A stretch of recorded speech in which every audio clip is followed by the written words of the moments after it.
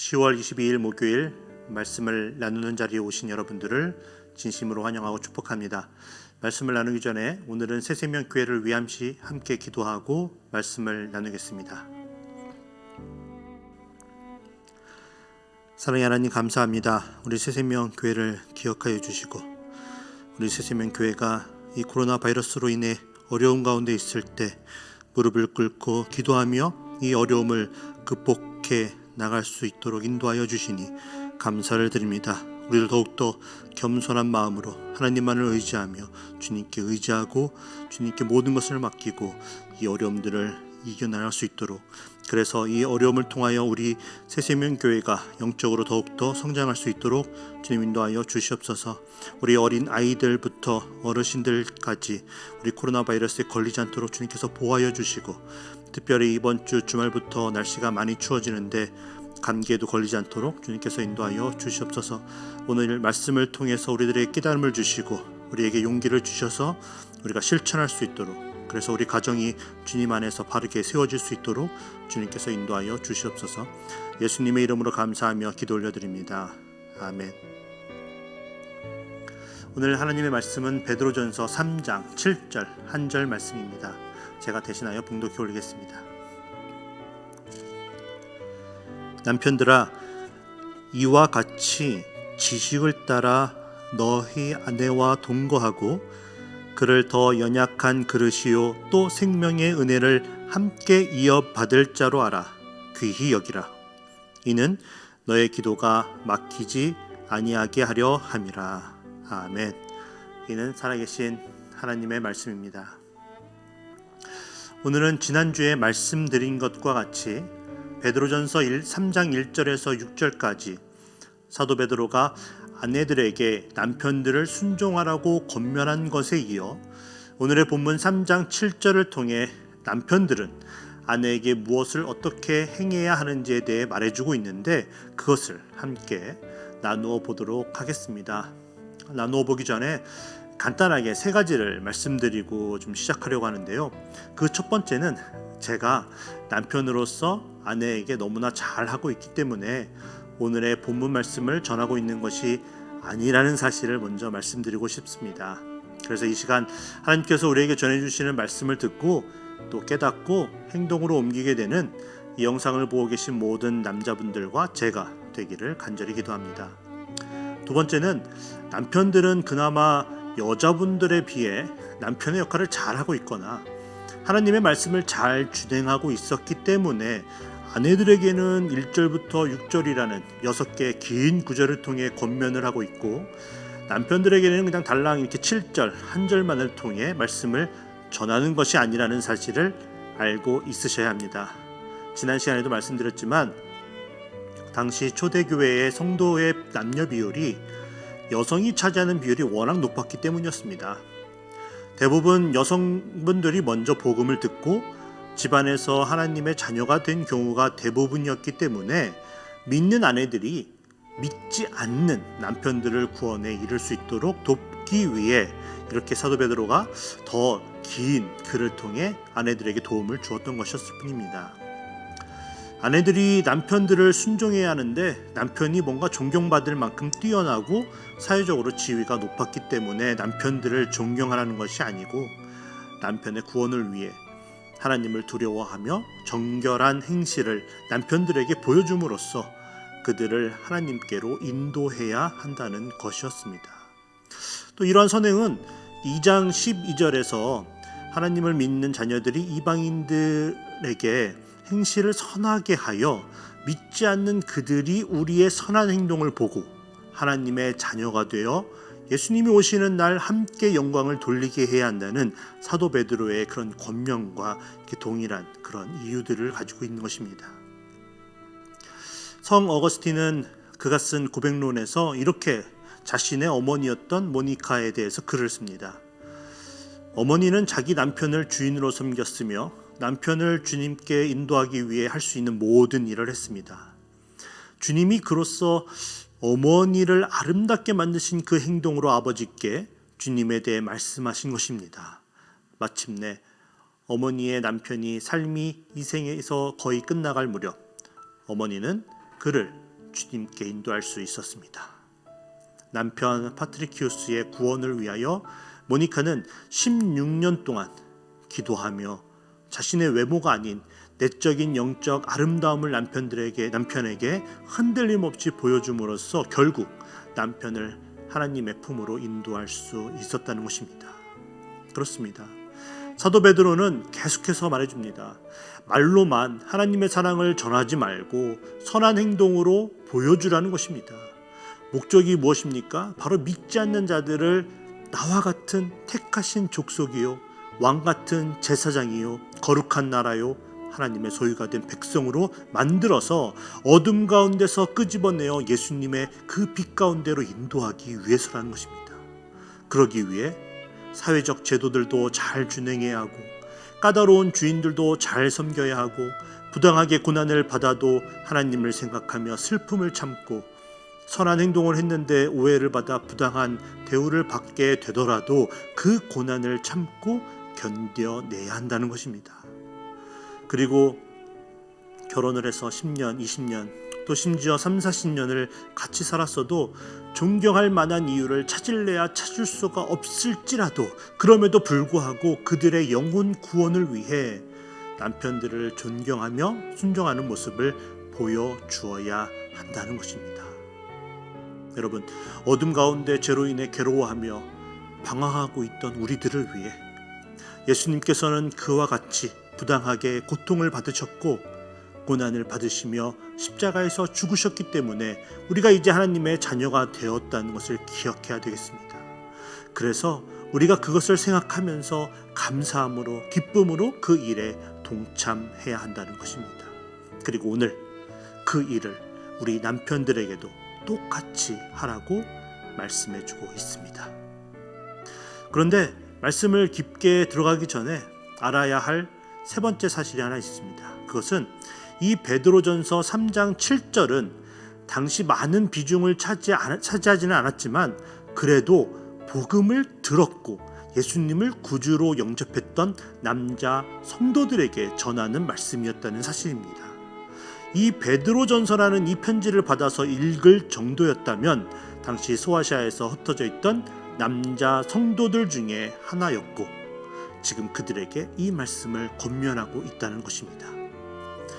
이 새벽에 혹은 다른 시간이더라도 이 시간 굳이 이 영상을 보고 계실 정도의 남자분들이라면 설령 아내분들이 억지로 끌고 와서 어쩔 수 없이 이 영상을 보고 계시더라도 충분히 이 베드로의 이 권면을 듣고 깨닫고 행할 수 있는 그런 자격을 갖추고 계시다는 것입니다.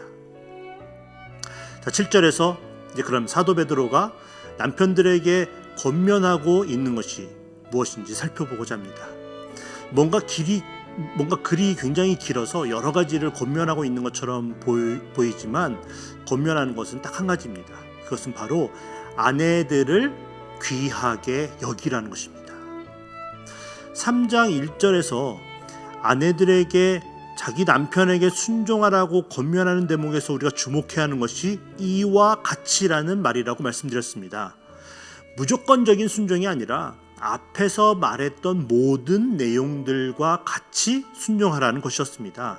바로 예수님께서 우리를 위해 희생하시고 순종하심으로 사랑하신 것과 같이 믿지 않는 남편들의 구원을 위해 순종하라는 것이었습니다. 그런데 7절에서 남편들에게 권면할 때도 이와 같이라는 말을 똑같이 쓰고 있습니다. 그러니까 남편들도 사도 베드로가 앞서 말했던 것들과 같이 아내를 귀히 여기라고 권면해주고 있다는 것을 알 수 있습니다. 그리고 잘 살펴보면 남편들아 이와 같이와 또 귀히 여기라 사이에 지식을 따라 너희 아내와 동거하고 그를 더 연약한 그릇이요 또 생명의 은혜를 함께 이어받을 자로 알아라는 말이 들어가 있지만 그것은 어떻게 귀하게 여기고 왜 귀하게 여겨야 하는지에 대해 구체적으로 설명하고 있을 뿐이고 요점은 남편들아 이와 같이 아내들을 귀히 여기라는 것이 바로 핵심이라는 것을 우리가 발견할 수 있습니다. 이와 같이라는 이 말 한마디에 모든 것이 내포되어 있습니다. 하나님을 두려워하는 마음으로 아내가 남편의 구원을 위해 희생하며 거룩하고 정결한 모습으로 행동하듯이 남편들도 하나님을 두려워하는 마음으로 하나님께서 짝지어준 아내를 잘 이해하고 알므로 평화 가운데 함께 신앙을 지키기 위해 아내를 귀하게 생각하고 대우해줘야 한다는 것입니다. 그리고 예수님께서 희생과 사랑으로 그의 백성들을 사랑하여 준 것과 같이 남편들도 희생하며 변함없는 사랑으로 아내들을 귀히 여기며 사랑해야 한다는 것입니다. 아내들은 믿지 않는 남편들을 위해 순종해야 한다고 했는데, 그렇다면 왜 남편들은 이미 하나님의 자녀가 되어 있는 아내들을 귀하게 여겨야 한다고 하는 것일까요? 이 짧은 7절 한 절에서도 사도 베드로가 우리가 그래야만 하는 이유를 3가지나 말해주고 있습니다. 그 첫 번째 이유는 바로 그것이 하나님의 창조 원리이며 하나님께서 결혼을 통해 이루고자 하시는 결혼의 질서이기 때문입니다.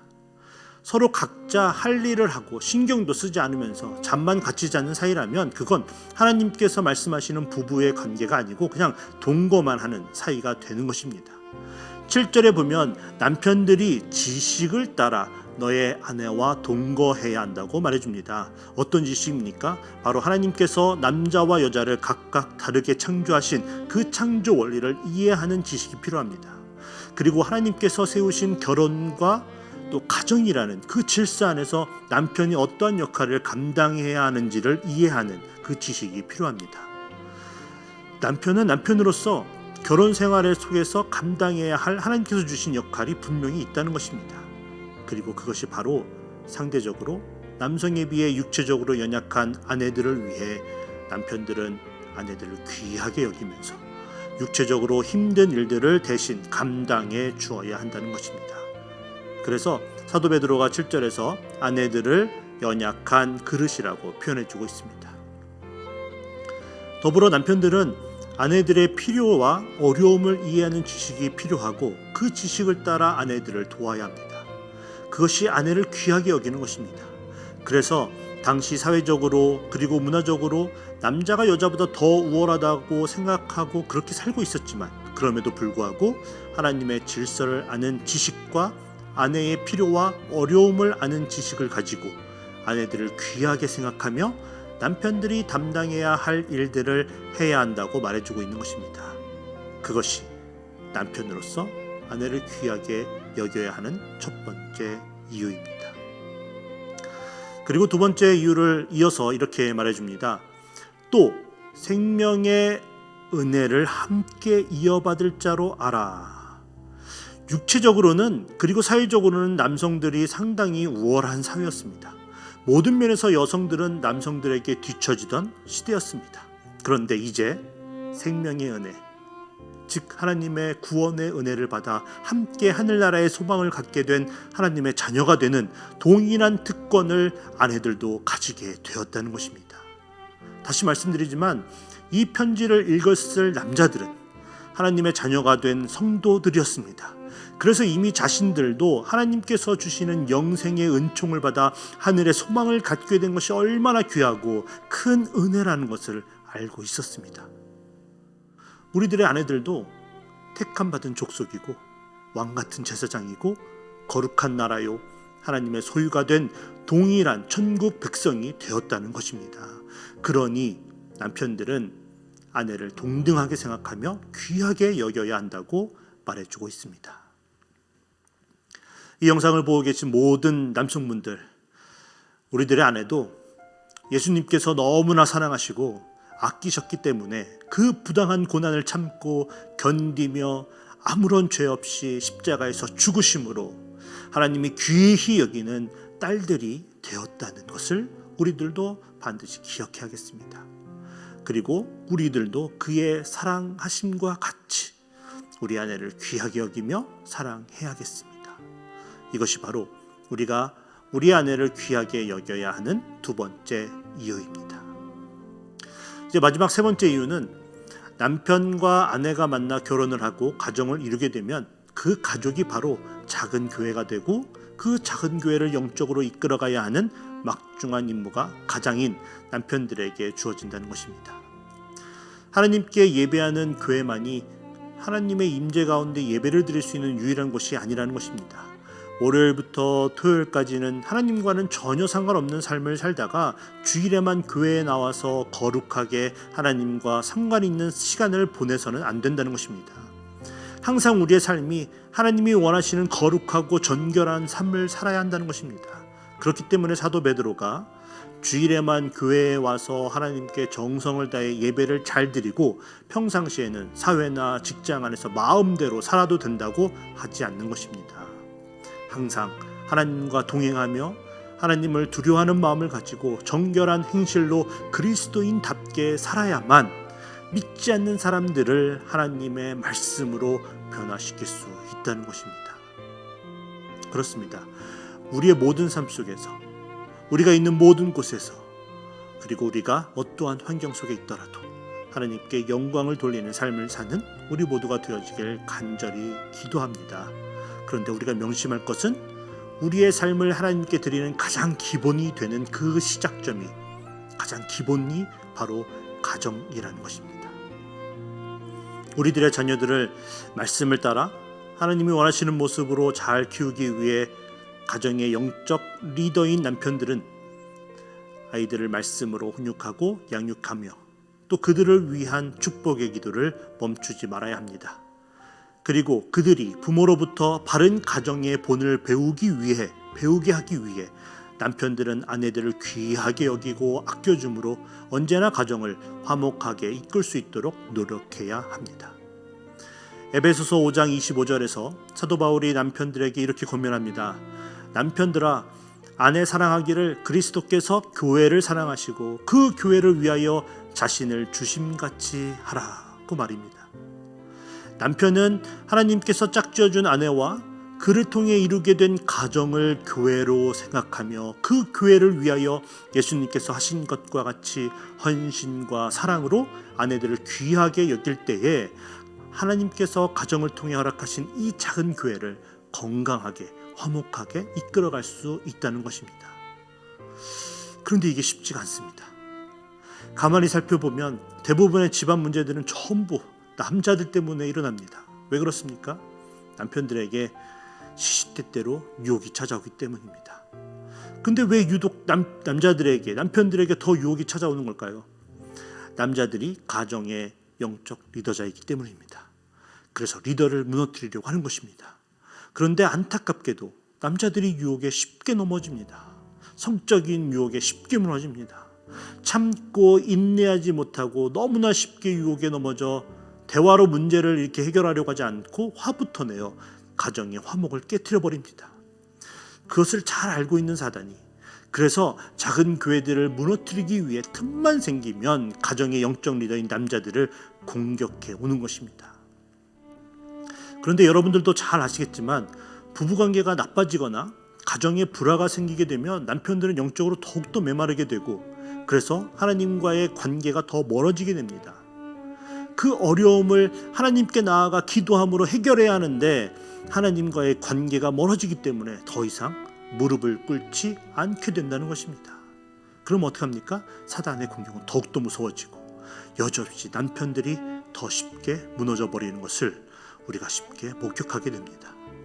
그렇기 때문에 가정의 영적 리더인 남편들은 아내와 좋은 관계를 유지하기 위해 노력해야 합니다. 그래야 기도를 통해 하나님과 친밀한 관계를 유지하며 때마다 하나님의 도우심을 구함으로 모든 유혹을 물리치고 가정을 굳건하게 지켜나갈 수 있게 된다는 것입니다. 그래서 사도 베드로가 오늘 3장 7절 끝부분에서 우리가 아내를 귀하게 여겨야 하는데 그 세 번째 이유가 바로 우리의 기도가 막히지 않게 하려 함이라고 말해주고 있습니다. 남편분들 혹은 앞으로 결혼하여 가정을 꾸리게 될 예정인 남자분들, 하나님 아버지께서 하늘문을 여시고 우리가 속해 있는 가정을, 우리가 이끌고 있는 가정을 축복하여 주시고 가장 선한 길로 인도하시며 어떠한 어려운 가운데서도 우리 가정을 보호하여 주시기를 원하십니까? 그렇다면 앞서 베드로가 아내들이 남편에게 순종하라고 말했던 것과 같이 우리의 신랑 되시는 하나님께 우리가 항상 거룩하고 정결한 행실로 무조건적인 순종을 해야만 합니다.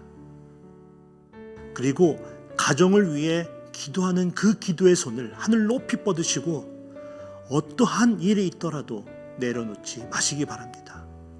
그러면 하나님께서 우리가 기도하는 모든 것보다 더 크신 축복으로 우리 가정을 축복해 주실 것입니다. 그리고 그 시작이 바로 우리의 아내를 하나님이 주시는 지혜와 우리 아내를 이해하는 지혜로 소중하게 여기고 사랑하는 것임을 우리가 기억해야 되겠습니다. 함께 말씀을 생각하며 잠시 기도하겠습니다. 사랑의 하나님, 먼저 하나님께 감사를 드립니다. 예수님의 보혈의 피와 하나님의 극진하신 사랑으로 가정을 이루게 하시고 서로 의지하며 서로 용기를 주며 이 험난한 세상을 주님 오시는 그날까지 함께 지내게 하신 은혜에 감사를 드립니다.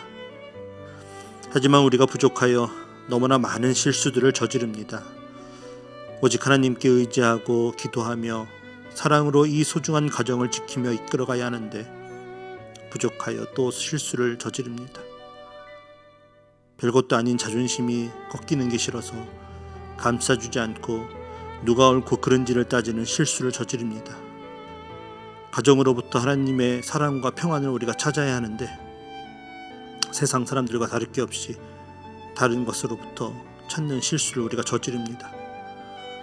세상에서 받는 부당한 대우와 일로 인해 받는 스트레스를 우리가 하나님이 주시는 온유함으로 극복해 나가야 하는데 집에서 아내와 자녀들에게 풀어버리는 실수를 저지릅니다. 그래서 결국 가정의 화목을 깨트립니다. 우리의 부족함을 아시는 하나님, 우리를 붙잡아 주시고 도와주시옵소서. 우리에게 하나님을 아는 지혜와 우리 아내를 이해하는 지혜를 허락하셔서 부족하지만 하나님께서 우리를 통해 가정에서 이루고자 하시는 일들을 감당할 수 있도록 도와주시옵소서. 그래서 하나님의 자녀들로 구성된 가정은 분명히 세상의 다른 가정들과 다름을 보여줄 수 있도록 우리를 사용하여 주시옵소서. 지금까지 우리가 그러지 못했다면 오늘 말씀을 듣고 용기를 얻어 다시 시작할 수 있게 하시고, 그래서 깨어진 가정이 다시 회복되고 모든 가정들이 사랑 가운데 더욱더 동독해져서 이제 한 달 후에 돌아오는 추수감사주일에는 모든 가족들이 함께 손을 잡고 그렇게 세밀하게 우리의 가정을 축복하여 주시는 하나님께 감사와 영광을 올려드리는 가정이 되게 하여 주시옵소서. 그리고 코로나 바이러스로 인해 어려운 가운데 있지만 그럼에도 불구하고 그 시간을 통해 하나님이 주시는 축복 가운데 가족들과 행복한 시간을 보낼 수 있도록 우리 모두를 인도하여 주시옵소서. 우리를 언제나 선한 길로 인도해 주시는 예수님의 이름으로 감사하며 기도 올려드립니다.